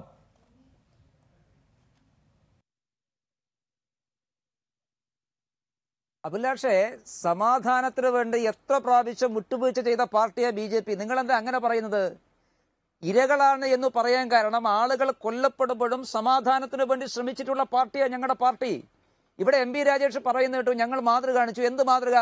തിരുവനന്തപുരത്ത് BJP സംസ്ഥാന കമ്മിറ്റി ആഫീസ് ആക്രമിച്ചിട്ട് നിങ്ങളുടെ കൗൺസിലറുടെ ചിത്രം ഞങ്ങൾ CCTVയിൽ പിടിച്ച് അത് മാധ്യമങ്ങൾക്ക് കൈമാറിയത് കൊണ്ട് നിങ്ങൾക്ക് ഗത്യന്തരമില്ലാതെ പുറത്താക്കേണ്ടി വന്നു. ഏത് സംഭവത്തില് എത്ര സംഭവങ്ങൾ ചൂണ്ടിക്കാണിക്കാൻ സാധിക്കും? ഇപ്പൊ രാജേഷ് പറഞ്ഞല്ലോ അണ്ടല്ലൂർ സന്തോഷിന്റെ കാര്യം. നിങ്ങൾ ആദ്യം പറഞ്ഞ എന്താ? അത് കുടുംബ വഴക്കാണ്. അവസാനം പോലീസുകാർ സ്ഥിരീകരിച്ചു, നിങ്ങളുടെ പോലീസ് ആഭ്യന്തര വകുപ്പ് നിർവാഹമില്ലാതെ സ്ഥിരീകരിച്ചു അത് കുടുംബ വഴക്കല്ല, അത് രാഷ്ട്രീയമാണ്, അതിന്റെ പിന്നിൽ CPM ആണ്. CPM-ന്റെ ജില്ലാ സെക്രട്ടറിയും BJP നേതാക്കന്മാരും സർവകക്ഷി സംഘവും കളക്ടറുടെ നിർദ്ദേശാനുസരണം വീട്ടിൽ പോയപ്പോൾ സന്തോഷിന്റെ ഭാര്യ എണ്ണി ചോദിച്ചു ഓരോ ആളുടെ പേരും. P. ജയരാജൻ എന്ന ജില്ലാ സെക്രട്ടറിയോട്, ഇവർ CPM അല്ലേ, നിങ്ങൾ അവരെ തള്ളിപ്പറയോ? ഒരാളെയും തള്ളി പറഞ്ഞിട്ടില്ല. നിങ്ങൾ ഏത് CPM-കാരനെയാണ് തള്ളിപ്പറഞ്ഞത്? ബിജുവിന്റെ കൊലപാതകത്തിൽ DYFIയുടെ നിങ്ങളുടെ ബ്ലോക്ക് കമ്മിറ്റി മെമ്പർ പ്രതിയല്ലേ, നിങ്ങൾ തള്ളിപ്പറഞ്ഞോ? മനോജിന്റെ കൊലപാതകത്തിൽ CPM-ന്റെ നേതാക്കളുടെ പ്രതിയല്ലേ, നിങ്ങൾ തള്ളിപ്പറഞ്ഞോ? TP ചന്ദ്രശേഖരന്റെ കേസിൽ CPM-ന്റെ നേതാക്കളുടെ പ്രതികളല്ലേ, നിങ്ങൾ തള്ളിപ്പറഞ്ഞു. നിങ്ങളെ ഓരോ കൊലപാതകം നടക്കുമ്പോൾ പറയും ഞങ്ങൾക്കതിൽ പങ്കില്ല, CPM-ന് പങ്കില്ല. പക്ഷെ പിടികൂടുന്നവരാണ് CPM-ന്റെ പ്രമുഖരായിട്ടുള്ള നേതാക്കന്മാരെയാണ്. അപ്പോൾ ഇത് ആളുകളെ പറ്റിക്കുന്ന ഏർപ്പാടാണ്. CPM-ന് ഒരു പൊതു സ്വഭാവം, ഓരോ സംഭവം കഴിയുമ്പോഴും അവർ ഞങ്ങൾക്ക് പങ്കില്ല എന്ന് പറയും. പക്ഷേ പ്രതികളെ പിടിക്കുമ്പോൾ എല്ലാം പ്രധാനപ്പെട്ട CPM-കാരായിരിക്കും. ഞങ്ങളുടെ പോലീസല്ലല്ലോ, നിങ്ങളുടെ പോലീസല്ലേ പിടിക്കുന്നത് നിർവാഹമില്ലാതെ, തെളിവുകളുടെ അടിസ്ഥാനത്തിൽ, മറ്റൊരു നിർവാഹവുമില്ലാതെ. രണ്ടാമത്തെ കാര്യം, ഇവിടെ BJP ഞാൻ ആദ്യമേ പറഞ്ഞു സമാധാനത്തിന് വേണ്ടി എത്രമാത്രം വിട്ടുവീഴ്ച ചെയ്തു. ഞാൻ നേരത്തെ നിങ്ങളോട് സൂചിപ്പിച്ചല്ലോ, ഞങ്ങളുടെ ഒരു പ്രവർത്തകന്റെ മൃതശരീരം പോസ്റ്റ്മോർട്ടം ടേബിൾ കിടക്കുന്ന ദിവസമാണ്. രാവിലെ 6 മണിക്ക് കൊല്ലപ്പെട്ട പ്രവർത്തകന്റെ മൃതദേഹം പോസ്റ്റ്മോർട്ടം ടേബിൾ ഉണ്ട്. 11 മണിക്ക് മുഖ്യമന്ത്രി വിളിച്ച യോഗത്തിലേക്ക് ഞങ്ങളുടെ നേതാക്കന്മാർ വരികയാണ്. ഞാൻ ചോദിക്കട്ടെ, വേറെ ഏതെങ്കിലും രാഷ്ട്രീയ നേതൃത്വം വരുമോ? കേരളത്തിൽ സമാധാനം ഉണ്ടാക്കണമെന്ന് ആഗ്രഹിച്ചുകൊണ്ട് പക്വതയോടുകൂടി തന്നെ ഞങ്ങളുടെ നേതൃത്വം ആ മൃതശരീരം അടക്കം ചെയ്യാനുള്ള സാവകാശം പോലുമില്ലാതെ ഞങ്ങൾ സമാധാന യോഗത്തിൽ വന്നിട്ടുള്ളത്. ആ സമാധാന യോഗത്തിലെ തീരുമാനം ആര് ലംഘിച്ചു? അത് പരിശോധിക്കപ്പെടേണ്ടത് ഞങ്ങൾ. ശരി, ശ്രീ MT രമേശ്, അവിടെ കണ്ണൂരിലെ സമാധാന യോഗത്തിന് ശേഷം ഒരു കൊലപാതകം ഉണ്ടായിട്ടുണ്ട്, പ്രവർത്തന സ്വാതന്ത്ര്യം നിഷേധിക്കപ്പെട്ട പ്രദേശം അടയാളപ്പെടുത്തി കൊടുത്തിട്ടുണ്ട്. ശ്രീ MT രമേശ്, ഈ ഒരു സമാധാന യോഗത്തിന് ശേഷം ഉണ്ടായിട്ടുള്ള കൊലപാതകം എന്നുള്ള കാര്യത്തിൽ മാത്രം ഊന്നണ്ട. ഇന്നിപ്പോൾ അരുൺ ജെയ്റ്റ്ലിയുടെ പ്രസംഗത്തിൽ പോലീസും ഭരണകൂടവും നിഷ്പക്ഷമായി പ്രവർത്തിക്കുന്നതിനെ കുറിച്ച് സംസാരിക്കുകയുണ്ടായല്ലോ. അങ്ങനെ പോലീസോ ഭരണകൂടമോ സ്പോൺസർ ചെയ്യുന്ന ഒന്നാണെങ്കിൽ അവർ നിഷ്പക്ഷമായി പ്രവർത്തിക്കുന്നില്ലായിരുന്നുവെങ്കിൽ ഈ കേസുകളിലൊക്കെ എങ്ങനെയാണ് ശരിയായ പ്രതികൾ അറസ്റ്റിലായത്? സന്തോഷിന്റെ കാര്യം താങ്കൾ സൂചിപ്പിച്ചു. ഇവിടെ ഏറ്റവും ഒടുവിൽ കൊല്ലപ്പെട്ട നിങ്ങളുടെ രാജേഷിന്റെ കൊലപാതകത്തിലെ പ്രതികളെ ആ രാത്രി വെളുക്കുന്നതിന് മുൻപ് തന്നെ പോലീസ് പിടിച്ചിട്ടുണ്ട്. പോലീസ് കൊടുത്തിട്ടുള്ള റിമാൻഡ് റിപ്പോർട്ട് താങ്കളുടെ അറിവിലുള്ള കാര്യമാണല്ലോ. എവിടെയെങ്കിലും എന്തെങ്കിലും കാര്യങ്ങൾ മൂടി വെക്കാൻ ശ്രമിച്ചിട്ടുണ്ടോ? ആരെയെങ്കിലും രക്ഷിക്കാൻ ശ്രമിച്ചിട്ടുണ്ടോ? അങ്ങനെ ശരി, ഒരു അനിഷ്ട സംഭവം ഉണ്ടായി, ഒരു കൊലപാതകം ഉണ്ടായി, അവിടെ നിഷ്പക്ഷവും നീതിപൂർവകവുമായി നീതി നടപ്പാക്കപ്പെട്ടിട്ടില്ലേ? ജാമ്യം നേടി പോയിട്ടുണ്ട് അഭിലാഷേ.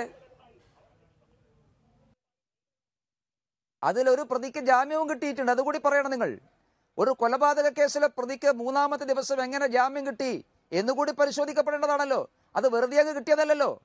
ഒരാൾ ജാമ്യം കിട്ടണമെങ്കിൽ ജാമ്യം കിട്ടുന്ന സാഹചര്യം ഉണ്ടാവണമല്ലോ. അതെങ്ങനെ ഉണ്ടായി എന്നുകൂടി പരിശോധിക്കണമല്ലോ. ഞങ്ങൾ ഈ ഉഭയകക്ഷി ചർച്ചയിലും സർവകക്ഷി യോഗത്തിലും ഞങ്ങൾ വെറുതെ ഉപരിപ്ലവമായിട്ടല്ല പറഞ്ഞത്. ഞങ്ങൾ വസ്തുതകളുടെ അടിസ്ഥാനത്തിലാണ് മുഖ്യമന്ത്രിയോടും CPM-ന്റെ സെക്രട്ടറിയോടും പറഞ്ഞിട്ടുള്ളത്. ഞങ്ങൾ പറഞ്ഞ വസ്തുതകൾ തെറ്റാണെങ്കിൽ അവർ നിഷേധിക്കട്ടെ. ഇന്നലെ കഴിഞ്ഞ ദിവസം നിങ്ങളുടെ ചാനൽ ഞാൻ പറഞ്ഞല്ലോ, ഞങ്ങൾക്ക് പ്രവർത്തന സ്വാതന്ത്ര്യം നിഷേധിക്കപ്പെട്ട പ്രദേശങ്ങൾ ഞങ്ങൾ പറഞ്ഞു. തിരിച്ച് ഞങ്ങൾ ചോദിച്ചു, ഞങ്ങൾക്ക് സ്വാധീനമുള്ള ഏതെങ്കിലും പ്രദേശത്ത് CPM-ന് പ്രവർത്തിക്കാൻ ബുദ്ധിമുട്ടുണ്ടോ? പറയട്ടെ, ഞങ്ങൾ പരിഹരിച്ചു തരാം. ശരി, അത് നിങ്ങൾ അങ്ങോട്ടും ഇങ്ങോട്ടും പറഞ്ഞു പരിഹരിക്കൂ. നിങ്ങൾ അങ്ങോട്ടും ഇങ്ങോട്ടും പറഞ്ഞു പരിഹരിക്കൂ. രണ്ടു കൂട്ടർക്കും പ്രവർത്തന സ്വാതന്ത്ര്യം ഇല്ലാത്ത സ്ഥലങ്ങളുണ്ട് കണ്ണൂരിൽ, എനിക്കറിയാം. ഞാൻ താങ്കളിലേക്ക് മടങ്ങിയെത്താം. ശ്രീ MP രാജേഷ്, ഈ കൊലപാതകങ്ങളൊക്കെ ഉണ്ടാകുന്ന സന്ദർഭത്തിൽ അതിനെ തള്ളിപ്പറയുകയും ഞങ്ങളുടെ ആളുകളല്ല ഇതിന് പിന്നിലെന്ന് പറയുകയും ചെയ്തതിന് ശേഷം പിന്നീട് രഹസ്യമായി ഈ പ്രതികൾക്ക് സംരക്ഷണമോ നിയമസഹായമോ അവരുടെ കുടുംബങ്ങൾക്ക് സഹായമോ ഒക്കെ കിട്ടുന്നത് കൊണ്ടായിരിക്കുമല്ലോ ഈ സംസ്കാരം, ഈ കൊലപാതക സംസ്കാരം അവസാനിക്കാതിരിക്കുന്നത്.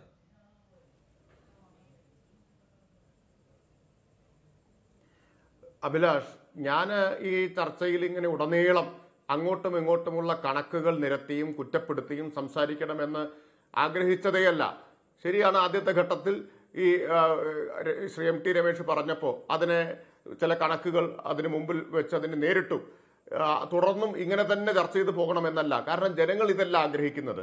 പക്ഷെ വളരെ നിർഭാഗ്യകരമാണ് MT രമേശിനെ പോലെ BJP-ക്കാർക്കിടയിൽ ഒരു വിവേകമുള്ള ഒരു സ്വരം എന്നൊക്കെ കരുതുന്ന ഒരാൾ വീണ്ടും വീണ്ടും വീണ്ടും അദ്ദേഹം ഈ പറഞ്ഞ കാര്യങ്ങൾ തന്നെ പറയുകയും ഈ കണക്കുകൾ പറഞ്ഞോ അല്ലെങ്കിൽ ആരോപണങ്ങൾ ഉന്നയിച്ചുകൊണ്ടോ, ആരോപണങ്ങൾ എത്ര നേരം വേണമെങ്കിൽ തിരിച്ചും മറിച്ചും ഉന്നയിക്കാം ശ്രീ രമേശ്.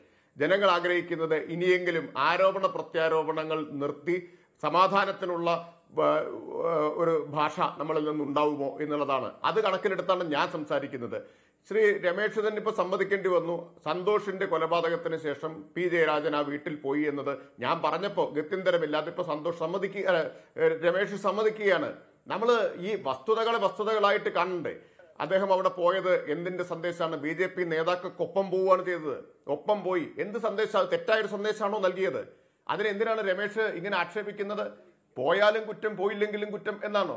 ഞങ്ങൾ ആദ്യം കിട്ടിയ വിവരത്തിന്റെ അടിസ്ഥാനത്തിൽ പറഞ്ഞു മറിച്ചാണ് എന്ന നില വന്നപ്പോൾ അതിനെ ഞങ്ങൾ പിന്തുണച്ചില്ലല്ലോ. ഞാൻ ചോദിച്ച ചോദ്യത്തിന് രമേശ് പറഞ്ഞില്ല ഏതെങ്കിലും ഒരു CPIM പ്രവർത്തകനെ കൊലപ്പെടുത്തിയതിന്റെ പേരിൽ. ഇനി വേണ്ട, നിങ്ങളുടെ തന്നെ 2 പ്രവർത്തകരെ നിങ്ങളുടെ ആളുകൾ കൊലപ്പെടുത്തിയല്ലോ, അനന്തവും നിർമ്മലും. അക്കാര്യത്തിലെങ്കിലും നിങ്ങൾ ഈ ഹിംസയ്ക്ക് നേതൃത്വം കൊടുത്ത, അക്രമത്തിന് നേതൃത്വം കൊടുത്ത ആരെങ്കിലും നിങ്ങൾ പുറത്താക്കിയോ? ഞങ്ങൾ തിരുവനന്തപുരത്തെ കൗൺസിലർക്കെതിരെ നടപടിയെടുത്തപ്പോൾ നിങ്ങൾ പറയുക ഗത്യന്തരമില്ലാതെ. ശരി, നിങ്ങൾ ഗത്യന്തരമില്ലാതെയാണെങ്കിൽ നിങ്ങൾ ആരെങ്കിലും പുറത്താക്കിയിട്ടുണ്ടോ? ഞങ്ങൾ പയ്യന്നൂരിലെ കേസിൽ ഞങ്ങളെടുത്ത നിലപാടെന്താണ്? മുഖ്യമന്ത്രി സഭയിൽ തന്നെ പറഞ്ഞ കാര്യമായിരുന്നല്ലോ. പാർട്ടിയുടെ സംസ്ഥാന സെക്രട്ടറി മുതൽ ഏരിയ സെക്രട്ടറി വരെയുള്ള ആളുകൾ പറഞ്ഞതാണല്ലോ.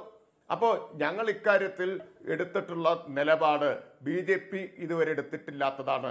ഞാൻ അഭ്യർത്ഥിക്കുന്നത് നിങ്ങൾ അത്തരത്തിലുള്ള നിലപാടുകൾ എടുക്കൂ. അങ്ങനെയാണെങ്കിൽ മാത്രമേ സമാധാനം ഇവിടെ പുലരുകയുള്ളൂ. സമാധാനത്തിന് അനുകൂലമായിട്ടുള്ള നിലപാട് ഞങ്ങൾ സ്വീകരിക്കുന്നു. അതുപോലെ തന്നെ അതിനോട് പ്രതികരിക്കാൻ BJP നേതാക്കളും തയ്യാറാവണം. അതല്ലാതെ നമ്മൾ ഇങ്ങനെ ടെലിവിഷൻ ചാനലുകളിൽ ഇരുന്നു കൊണ്ട് ഉന്നയിച്ച അതേ ആരോപണങ്ങൾ വീണ്ടും ഉന്നയിക്കുക, പ്രത്യാരോപണം ഉന്നയിക്കുക, എനിക്ക് സത്യത്തിൽ അരോചകമായിട്ട് തോന്നുന്നു. ഈ രമേശ് ഇപ്പ് ഉന്നയിച്ച എല്ലാ ആരോപണങ്ങൾക്കും തിരിച്ച് പ്രത്യാരോപണങ്ങൾ ഉന്നയിക്കുന്നത് എത്ര അരോചകമായിട്ടായിരിക്കും പ്രേക്ഷകർക്ക് അനുഭവപ്പെടുക എന്ന് എനിക്ക് ഇവിടെ തോന്നുന്നു. എന്തുകൊണ്ടാണ് രമേശിന് തോന്നാത്തതെന്ന് എനിക്ക് മനസ്സിലാവുന്നില്ല. ഞാൻ മറ്റ് പല BJP നേതാക്കളെക്കാൾ അല്പം ഭേദപ്പെട്ട ഒരാളായിട്ടാണ് അദ്ദേഹത്തെ കാണുന്നത്. അദ്ദേഹം പോലും ഇങ്ങനെയാണ് ഇവിടെ സംസാരിച്ചു കൊണ്ടിരിക്കുന്നത്. അത് ഏത് സന്ദർഭത്തിലാണ് ഇത്രയും ജനം മുഴുവൻ ഇത് അവസാനിക്കണം എന്ന് ആഗ്രഹിക്കുമ്പോൾ സർവകക്ഷി യോഗവും കഴിഞ്ഞിട്ടും ഇങ്ങനെ പറഞ്ഞുകൊണ്ടിരിക്കുക എന്ന് പറഞ്ഞാൽ എന്ത് നിലപാടാണത്? അപ്പൊ അതുകൊണ്ട് ആ സമീപനം തിരുത്തുക എന്നുള്ളതാണ് വളരെ വിനയത്തോടുകൂടി അദ്ദേഹത്തോട് അഭ്യർത്ഥിക്കാനുള്ളത്. അല്ലെങ്കിൽ അദ്ദേഹത്തിന്റെ പാർട്ടിയെ കൊണ്ട് തിരുത്തിക്കാൻ അദ്ദേഹത്തെ പോലുള്ള ആളുകൾ മുൻകൈയെടുക്കുകയാണ് വേണ്ടത്. കണക്കുകൾ നമ്മുടെ മുമ്പിൽ ധാരാളമുണ്ട്. ഇന്ന് ഞാനിപ്പോൾ ഒറ്റ ഉദാഹരണം പറയാം. നമ്മൾ ഇങ്ങനെ പറഞ്ഞുകൊണ്ടിരിക്കുമ്പോൾ ഒറ്റ ഉദാഹരണം, രാഹുൽ കൻവർ എന്ന് പറഞ്ഞാൽ ദേശീയ മാധ്യമങ്ങളിൽ എല്ലാവർക്കും അറിയുന്നതാണ്. രമേശ് ഉൾപ്പെടെയുള്ള BJP-ക്കാർക്കെല്ലാം വളരെ പ്രിയങ്കരനായ, ഒരുപക്ഷെ അർണബ് ഗോസ്വാമി കഴിഞ്ഞാൽ ഏറ്റവും പ്രിയങ്കരനായിട്ടുള്ള ഒരു ആങ്കറാണ്. അദ്ദേഹത്തിന് പോലും പറയേണ്ടി വന്നിരിക്കുകയാണ്. അദ്ദേഹത്തിന്റെ ഒരു ഫേസ്ബുക്ക് പോസ്റ്റിൽ ചൂണ്ടിക്കാണിച്ചുകൊണ്ടിരിക്കുകയാണ്, what is basically happening is every murder of an RSS BJP worker gets amplified in the national media while the CPIM casualties are conveniently played down or plainly ignored. CPIM-കാർ മരിക്കുമ്പോൾ ഒന്നുകിൽ അതിനെ ചുരുക്കി കാണിക്കുകയോ അല്ലെങ്കിൽ അതിനെ ഒരു മടിയുമില്ലാതെ അവഗണിക്കുകയോ ചെയ്യുന്നു നാഷണൽ മീഡിയ എന്ന് national മീഡിയയിലെ പ്രമുഖനായ ഒരു അവതാരകൻ, അതും പ്രോ BJP എന്നറിയപ്പെടുന്ന രാഹുൽ കൻവർ, അദ്ദേഹത്തിന് പോലും പറയേണ്ടി വന്നിരിക്കുകയാണ്. അപ്പൊ ഇതാണ് യാഥാർത്ഥ്യം. ഇത് ഈ ദേശീയ മാധ്യമങ്ങൾ ഒന്നടങ്കം ആദ്യത്തെ കുറെ ദിവസം ഇങ്ങനെയല്ല പറഞ്ഞത്. ഇപ്പൊ അവർക്ക് പോലും യാഥാർത്ഥ്യം അംഗീകരിക്കേണ്ടി വന്നിരിക്കുന്നു. നമുക്ക് രമേശ് ഇത് അവസാനിപ്പിക്കാം. ഈ അങ്ങോട്ടും ഇങ്ങോട്ടുമുള്ള സംഘർഷങ്ങൾ ഇനി ഉണ്ടാകാതിരിക്കാനുള്ള നടപടി സ്വീകരിക്കാം. മുഖ്യമന്ത്രി വിളിച്ചു ചേർത്തിട്ടുള്ള സമാധാന യോഗത്തിന്റെ അന്തസ്സത്തെയും സ്പിരിറ്റും ഉൾക്കൊണ്ടുകൊണ്ട് മുന്നോട്ട് പോകാം. പ്രവർത്തന സ്വാതന്ത്ര്യത്തിന്റെ പ്രശ്നമൊന്നുമില്ല. അങ്ങനെയാണെങ്കിൽ ഇന്ത്യയിൽ ഏറ്റവും കൂടുതൽ RSS ശാഖകൾ പ്രവർത്തിക്കുന്ന സംസ്ഥാനമാണെന്ന് കേരളം പറയാൻ പറ്റുമോ? ഗുജറാത്തോ അല്ലെങ്കിൽ UP-യോ ഒന്നും അല്ലല്ലോ ഇന്ത്യയിൽ ഏറ്റവും കൂടുതൽ RSS ശാഖകളുള്ളത്. ഈ ചെറിയ കേരളം, ജനസംഖ്യയുടെ വലിപ്പത്തിന്റെ ഒക്കെ കാര്യത്തിൽ ചെറിയ ഇടതുപക്ഷം ഭരിക്കുന്ന കേരളത്തിലല്ലേ? അപ്പൊ പിന്നെ എന്താണ് ഇവിടെ പ്രവർത്തന സ്വാതന്ത്ര്യമില്ല എന്നൊക്കെ പറയുന്നത്? ശരി, ഞാൻ താങ്കളിലേക്ക് മടങ്ങിയെത്താം. ശ്രീ MP രാജേഷ്, ശ്രീ PM സുരേഷ് ബാബു, ഊരിയ വാളുകൾ ഉറയിലിടുക എന്ന് നമുക്ക് പറയാൻ എളുപ്പമാണ്. പക്ഷേ ഒരു സംസ്കാരമായി വ്യാപിച്ചിട്ടുള്ള കാര്യത്തെ അത്ര എളുപ്പം ഇല്ലാതാക്കാനും സാധിക്കുകയില്ല. ഇവിടെ ഈ നടക്കുന്ന കൊലപാതകങ്ങളൊക്കെ നേതൃത്വം അറിഞ്ഞാകണമെന്നില്ല. അതിനുള്ള സാധ്യതകൾ വളരെ കുറവാണ് താനും. ഇപ്പോഴത്തെ പല കൊലപാതകങ്ങളും നൽകുന്ന സൂചനകൾ അതാണ്. മുഖ്യമന്ത്രി കണ്ണൂരിൽ ചെന്ന് ഒരു സർവകക്ഷി യോഗം നടത്തുന്നു. അതിനുശേഷം സ്വാഭാവികമായി ഒരു കൊലപാതകം ഉണ്ടായാൽ അത് മുഖ്യമന്ത്രിക്ക് വലിയ ക്ഷീണമാണ്. പാർട്ടിയുടെ സെക്രട്ടറി ആ കൊലപാതകം നടന്ന വീട്ടിൽ പോയ കാര്യം സൂചിപ്പിക്കുകയുണ്ടായി. ഇപ്പോൾ നേതാക്കളെ സംബന്ധിച്ചോ അല്ലെങ്കിൽ ഈ സർക്കാരിനെ നയിക്കുന്ന ആളുകളെ സംബന്ധിച്ചോ ഒക്കെ ഒരു നിയന്ത്രണമില്ലാത്ത വിധത്തിൽ പ്രാദേശികമായി നടക്കുന്ന സംഭവങ്ങൾ പോവുകയാണോ?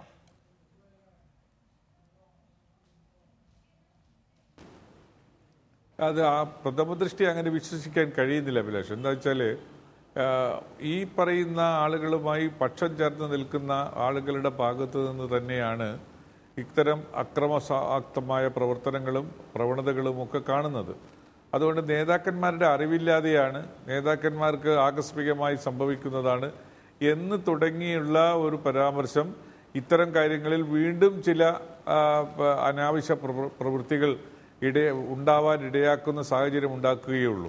നേതാക്കന്മാർ അറിയും, നേതാക്കന്മാർ അറിയാതിരിക്കുന്നൊന്നുമില്ല. നേതാക്കന്മാർ അറിയുകയും നേതാക്കന്മാർ അവർക്ക് തണൽ നൽകുകയും നേതാക്കന്മാർ അവർക്ക് സംരക്ഷണം നൽകുകയും ചെയ്യുന്ന ഒരു രീതി കാലങ്ങളായി തുടർന്നു വന്നിട്ടുണ്ട്. ഈ പുതിയ സന്ധി സംഭാഷണത്തിൻ്റെ അടിസ്ഥാനത്തിൽ BJP-യും CPM-ഉം ഒക്കെ കൂടി നടത്തിയിട്ടുള്ള സംഭാഷണത്തിൻ്റെ അടിസ്ഥാനത്തിൽ ഇനി പുതുതായി ഒന്നും ഉണ്ടാവുകയില്ല എന്നർത്ഥം വരുന്ന ചില വാചകങ്ങളും വാക്കുകളൊക്കെ നമ്മൾ കണ്ടുകൊണ്ടിരിക്കുകയാണ്.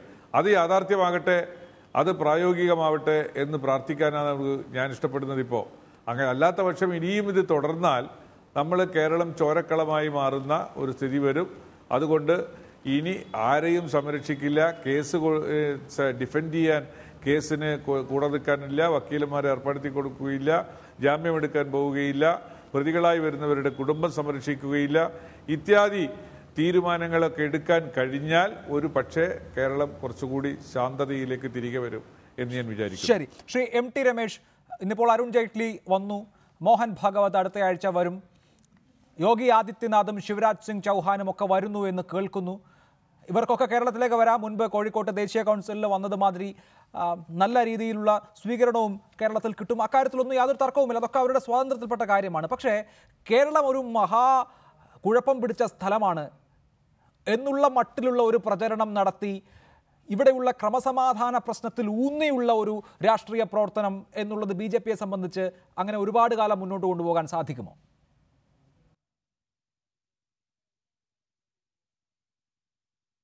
അല്ല, ഞങ്ങൾ അങ്ങനെ കേരളത്തിന്റെ പേര് ചീത്തയാക്കാൻ എന്ത് ശ്രമം? കേരളം എന്ന് പറഞ്ഞാൽ നമ്മുടെ എല്ലാവരുടെയും കൂടിയല്ലേ, CPM-ന്റെ മാത്രമാണോ? പക്ഷെ കേരളത്തിൽ നിലനിൽക്കുന്ന ചില പ്രശ്നങ്ങൾ ദേശീയ ശ്രദ്ധയാകർഷിക്കും. കാരണം BJP ദേശീയ തലത്തിൽ പ്രവർത്തിക്കുന്ന ഒരു പാർട്ടിയാണ്. അപ്പോൾ കേരളത്തിനകത്ത് BJPക്ക് നേരിടുന്ന പ്രശ്നങ്ങൾ ദേശീയ ശ്രദ്ധയാകർഷിക്കുമ്പോൾ അതിനെ ആരും തടുക്കാൻ സാധിക്കില്ല. ദേശീയ നേതാക്കന്മാർ കേരളത്തിൽ ഞങ്ങളുടെ രാഷ്ട്രീയ പ്രചരണത്തിന്റെ ഭാഗമായിട്ട് വരും. അത് BJPയുടെ പൊളിറ്റിക്കൽ ക്യാമ്പയിനിങ്ങിന്റെ ഭാഗമായിട്ടുള്ളതാണ്. അത് വരും, ആ പൊളിറ്റിക്കൽ ക്യാമ്പയിൻ ഒരു ഭാഗത്ത് നടക്കും. അത് രണ്ടും രണ്ടാണ്. അതൊരു രാഷ്ട്രീയ പാർട്ടിയുടെ പൊളിറ്റിക്കൽ ക്യാമ്പയിനാണ്. ഞങ്ങൾ CPM-നെതിരായിട്ട് രാഷ്ട്രീയ പ്രചരണം നടത്തുന്നവരാണ്. CPM BJPക്കെതിരായി രാഷ്ട്രീയ പ്രചരണം നടത്തുന്നവരാണ്. അത് CPM-ന്റെ നേതാക്കന്മാർ വരും, BJPയുടെ നേതാക്കന്മാരും വരും. അത് രണ്ടും രണ്ട് വഴിക്ക് നടക്കും.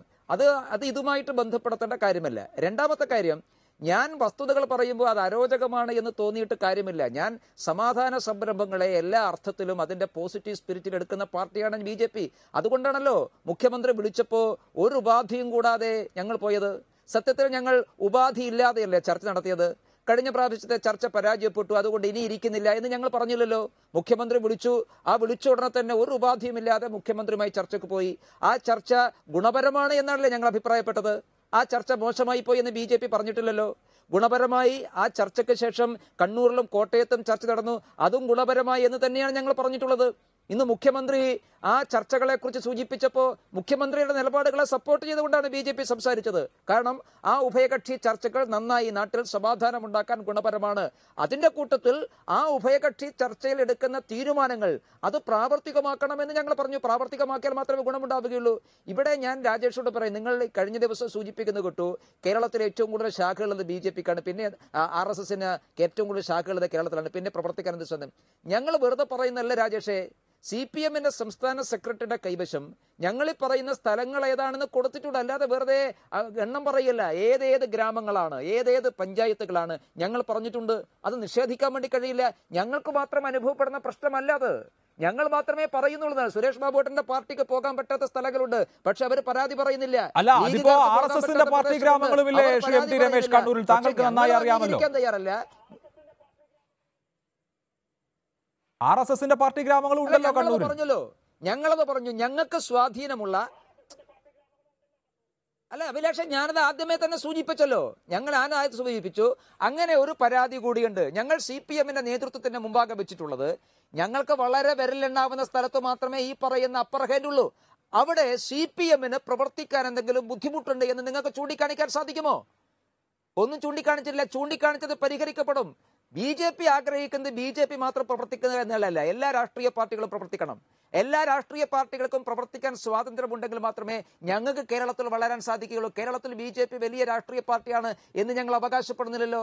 ഞങ്ങൾ വളരുന്നത് CPM-ന്റെ കേഡർമാർ ഞങ്ങളുടെ കൂടെ വന്നിട്ടാണ് ഞങ്ങൾ വളരുന്നത്. CPM-ന്റെ പ്രവർത്തകന്മാരും അനുഭാവികളുമാണ്. അതൊക്കെ രാഷ്ട്രീയ പ്രവർത്തനത്തിന്റെ ഭാഗം നിൽക്കട്ടെ. അതൊക്കെ രാഷ്ട്രീയ പ്രവർത്തനത്തിന്റെ ഭാഗം. ശ്രീ MP രാജേഷ്, ഇന്നിപ്പോൾ കേരളത്തിൽ വന്ന കേന്ദ്ര ധനകാര്യമന്ത്രി ഫെഡറൽ സംവിധാനത്തെ അലോസരപ്പെടുത്തുന്ന വിധത്തിലുള്ള സംസാരങ്ങളൊന്നും നടത്തിയിട്ടില്ല എന്നുള്ളത് കൂടി ശ്രദ്ധിക്കണമല്ലോ. അദ്ദേഹം രാഷ്ട്രീയ പ്രസംഗമാണ് തീർച്ചയായും നടത്തിയത്. അതിനുശേഷം നടത്തിയ വാർത്താ സമ്മേളനത്തിലും രാഷ്ട്രീയമാണ് ഉണ്ടായിരുന്നത്. എങ്കിലും അദ്ദേഹം പിണറായി വിജയന്റെ നേതൃത്വത്തിലുള്ള സർക്കാർ പരാജയമാണോ, കേരളത്തിലൊരു ലോ ആൻഡ് ഓർഡർ കൊളാപ്സ് ഉണ്ടോ തുടങ്ങിയ ചോദ്യങ്ങളിൽ നിന്നൊക്കെ അദ്ദേഹം ഒരല്പം ഒഴിഞ്ഞു മാറുന്ന വിധത്തിൽ സമവായത്തിന്റെ പാത സൃഷ്ടിക്കുന്നതാണ് കണ്ടത്.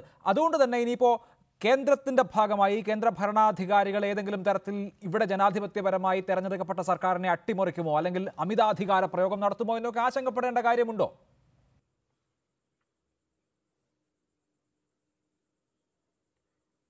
അല്ല, തൽക്കാലം അതിൽ നിന്ന് പിൻവാങ്ങിയിരിക്കുന്നു എന്ന് നമുക്ക് കണക്കാക്കാം. പക്ഷേ അല്ലെങ്കിൽ അത് ഉയർന്നു വന്ന ഒരു വലിയ പ്രതിഷേധത്തിന്റെയും പ്രതികരണത്തിന്റെയും കൂടി ഭാഗമാണ്. RSS മേധാവി ഡൽഹിയിലെ പത്രസമ്മേളനത്തിൽ പറഞ്ഞത് എന്താണെന്ന് ഇന്ത്യയിലെ മുഴുവൻ മാധ്യമങ്ങളും റിപ്പോർട്ട് ചെയ്തതാണ്. കേരളത്തിലെ മാത്രമല്ല, ഇന്ത്യയിലെ മുഴുവൻ മാധ്യമങ്ങളും.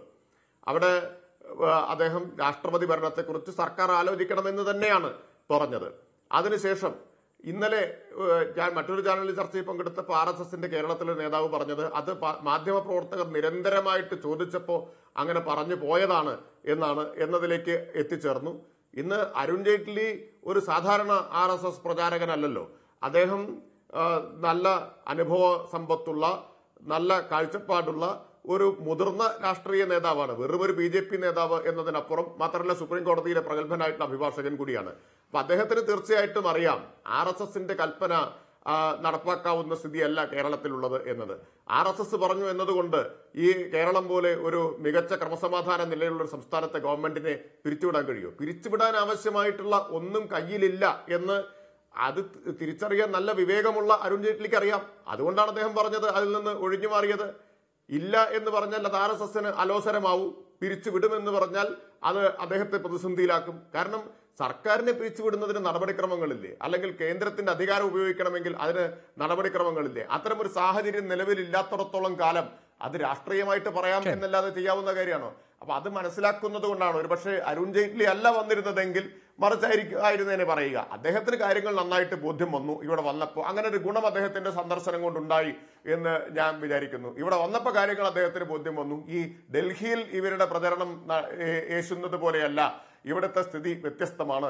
അങ്ങനെ ശ്രീ MT രമേശ്, കേരളത്തിൽ വന്നിട്ടുള്ള എല്ലാ ആളുകൾക്കും കാര്യങ്ങൾ ശരിയായ വണ്ണം ബോധ്യമായതാണോ? ഡൽഹിയിലേതുപോലെയുള്ള ഒരു ഏകപക്ഷീയമായ ഭാഷ്യം എന്നുള്ളത് കേരളത്തിലെത്തുമ്പോൾ അവർക്ക് ശരിയായ കാര്യങ്ങൾ ബോധ്യപ്പെടുന്നത് കൊണ്ടും മാറ്റുന്നതാണോ? ഇവിടെ സൂചിപ്പിച്ചതുപോലെ കേരള സ്കില്ലിംഗ് ഫീൽഡ് എന്നുള്ള പ്രോഗ്രാം 3 ദിവസം മുൻപ് ഇന്ത്യ ടുഡേ ചാനലിൽ ചെയ്ത രാഹുൽ കൻവാൾ തിരുവനന്തപുരത്ത് വന്നതിന് ശേഷം ഇന്ന് കേരളത്തിലെ BJP പ്രവർത്തകരുടെ കൊലപാതകങ്ങൾ അതിശയോക്തി കലർത്തി അവതരിപ്പിക്കുകയും CPM പ്രവർത്തകരുടെ കൊലപാതകങ്ങൾ അത് പ്ലേ ഡൗൺ ചെയ്യുകയും ചെയ്യുന്നു എന്ന് ട്വീറ്റ് ചെയ്യണമെങ്കിൽ, എന്ന് ഫേസ്ബുക്കിൽ കുറിക്കണമെങ്കിൽ കാരണം വേണമല്ലോ.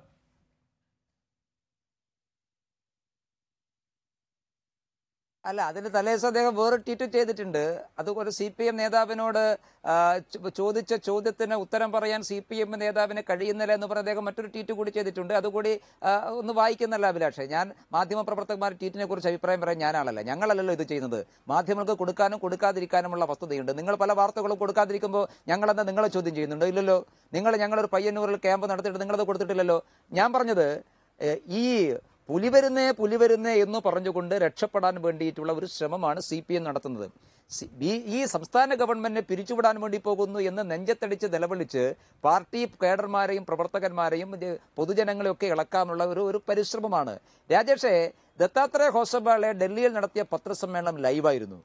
ആ പത്രസമ്മേളനത്തെ ഇപ്പോഴും നിങ്ങൾക്ക് യൂട്യൂബിൽ പരിശോധിക്കാം.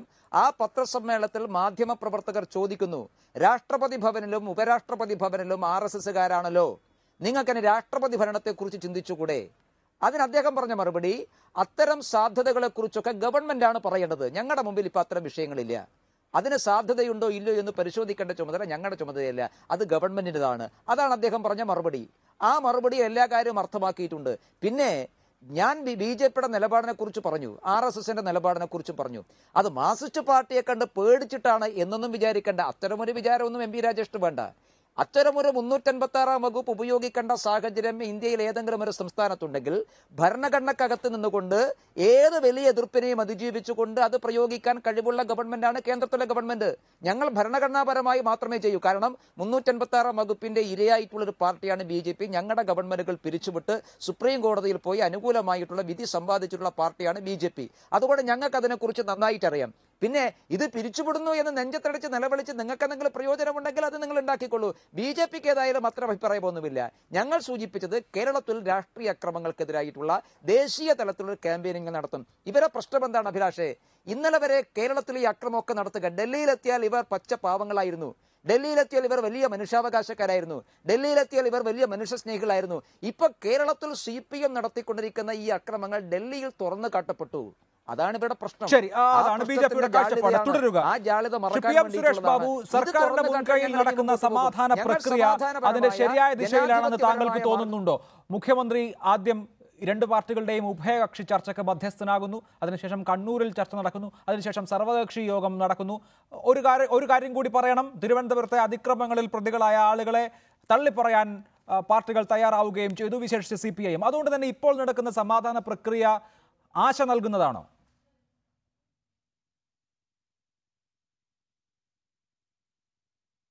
സമാധാന പ്രക്രിയകളെ എല്ലാ കാലഘട്ടങ്ങളിലും നടന്നിട്ടുണ്ട്, സമാധാന ചർച്ചകൾ നടന്നിട്ടുണ്ട്, പിന്നീട് അത് ലംഘിക്കപ്പെട്ടിട്ടുമുണ്ട്. അതുകൊണ്ട് പ്രഥമ ദൃഷ്ട്യാ ഇപ്പോൾ നടക്കുന്ന സമാധാന പ്രക്രിയകളും ചർച്ചകളിലും ആശ്വാസം കണ്ടെത്താൻ നിവൃത്തിയില്ല.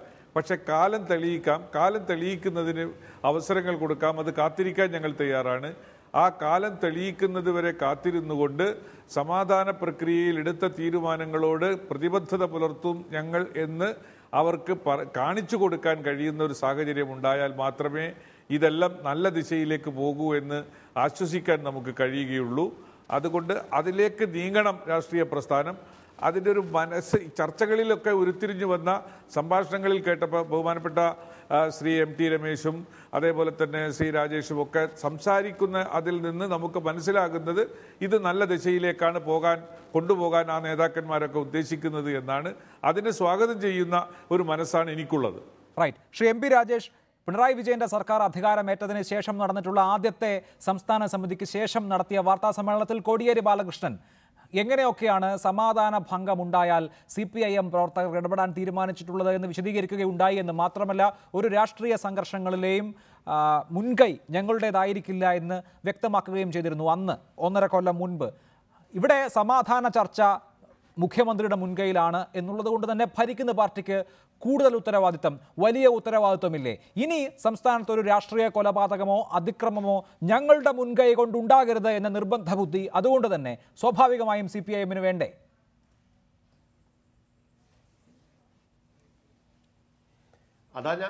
അതാണ് അഭിലാഷ് തന്നെ പറഞ്ഞത്.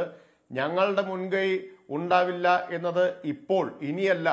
ഞങ്ങൾ 2 കൊല്ലം മുമ്പേ ഈ ഗവൺമെന്റ് അധികാരത്തിൽ വന്ന് നടത്തിയ പത്രസമ്മേളനത്തിൽ മാത്രമല്ല, അതിന് മുമ്പേ കോടിയേരി ഒരു പ്രധാനപ്പെട്ട അഭിമുഖത്തിൽ, ഒരു ടെലിവിഷൻ അഭിമുഖത്തിൽ ഏറെ നേരം ഇതിനെക്കുറിച്ചാണ് സംസാരിച്ചത്. രാഷ്ട്രീയ സംഘർഷങ്ങളും കൊലപാതകങ്ങളും ഇനി കേരളത്തിൽ ഉണ്ടാകാൻ പാടില്ല, ഞങ്ങൾ അക്കാര്യത്തിൽ പ്രത്യേകമായിട്ട് തന്നെ ശ്രദ്ധിക്കും എന്ന നിലപാടാണ്. നിർഭാഗ്യകരമാണ് അതിനുശേഷം ഉണ്ടായി. ഇപ്പോ ഞങ്ങളുടെ മുൻകൈ ഉണ്ടാവില്ല എന്ന് പറഞ്ഞത് കഴിയുന്നത്ര ഞങ്ങൾ പാലിച്ചിട്ടുണ്ട്. ഈ ഗവൺമെന്റ് അധികാരത്തിൽ വന്ന് ആദ്യത്തെ 2 രാഷ്ട്രീയ കൊലപാതകങ്ങൾ ആരാണ് നടത്തിയത്? RSS ആണ് നടത്തിയത്. ഞങ്ങളുടെ ആളുകളാണ് കൊല ചെയ്യപ്പെട്ടത്. അപ്പോ അത് പാലിക്കാൻ വേണ്ടി ഞങ്ങൾ കഴിയുന്നത്ര ശ്രമിച്ചിട്ടുണ്ട്. RSS-ഉം BJP-യും കൂടി അങ്ങനെ നിലപാടെടുത്താൽ അത് സമാധാനപരമായിട്ട് തന്നെ നമുക്ക് മുന്നോട്ട് പോകാൻ കഴിയും. ഇവിടെ ശ്രീ രമേശ് വീണ്ടും എനിക്കറിഞ്ഞൂടെ എന്തിനാണ് അദ്ദേഹം ഇത്തരമൊരു സാഹചര്യത്തിൽ അദ്ദേഹത്തെ പോലൊരാൾ വീണ്ടും ഈ ഇത്തരം വാദങ്ങൾ ഉന്നയിക്കുന്നത് എന്നുള്ളത് എനിക്ക് മനസ്സിലാവുന്നില്ല. അങ്ങനെ വരുമ്പോൾ തീർച്ചയായിട്ടും പറയാതിരിക്കാൻ കഴിയില്ല. ഇപ്പോ ഇവിടെ അദ്ദേഹം പറഞ്ഞത് എന്തെല്ലാം എതിർപ്പ് വന്നാലും 356 നടപ്പാക്കാൻ ഞങ്ങൾ നിശ്ചയിച്ചാൽ നടപ്പാക്കുമെന്നൊക്കെ ഭീഷണിയുടെ സ്വരം കണ്ടില്ലേ? ഇപ്പൊ ഇവരിത് ഉപേക്ഷിക്കാൻ പോകുന്നില്ല എന്നല്ലേ എന്ന് മനസ്സിലാക്കേണ്ടത്. ഭീഷണിയുടെ സ്വരം ഉപേക്ഷിക്കാൻ അവരുദ്ദേശിക്കുന്നില്ല.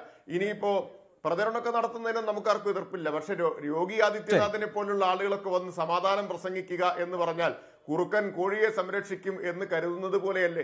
അല്ല, നമുക്ക് ഈ അങ്ങോട്ടും ഇങ്ങോട്ടും വാദപ്രതിവാദം എന്നുള്ളതിനേക്കാളും സമവായമാണ് അനിവാര്യം. എനിക്ക് സമയപരിമിതിയും ഉണ്ട്, അതുകൊണ്ടാണ് ഞാൻ ഇടപെടുന്നത്. വളരെ നന്ദി Shri MP Rajesh, Shri MT Ramesh, Shri PM Suresh Babu ചർച്ചയിൽ പങ്കെടുത്തതിന്. എന്തായാലും ഇന്ന് സർവകക്ഷി യോഗം ചേർന്ന് തീരുമാനിച്ചതുപോലെ സമാധാനം പുലരട്ടെ എന്ന് പ്രതീക്ഷിക്കാം. മുൻ DGP സെൻകുമാറിനെ അറസ്റ്റ് ചെയ്ത് വിട്ടയച്ചു. മതസ്പർദ്ധ വളർത്തുന്ന പരാമർശം നടത്തിയ കേസിലാണ് അദ്ദേഹത്തെ അറസ്റ്റ് ചെയ്തത്. ഈ കേസിൽ നേരത്തെ സെൻകുമാറിന് ഹൈക്കോടതി മുൻകൂർ ജാമ്യം അനുവദിച്ചിരുന്നു. ഒരാഴ്ച മുൻപാണ് അറസ്റ്റ് രേഖപ്പെടുത്തിയത്. 2 പേരുടെ ആൾജാമ്യത്തിലാണ് വിട്ടയച്ചത്. എഡിറ്റേഴ്സ് അവർ പൂർണ്ണമാവുന്നു. നമസ്കാരം.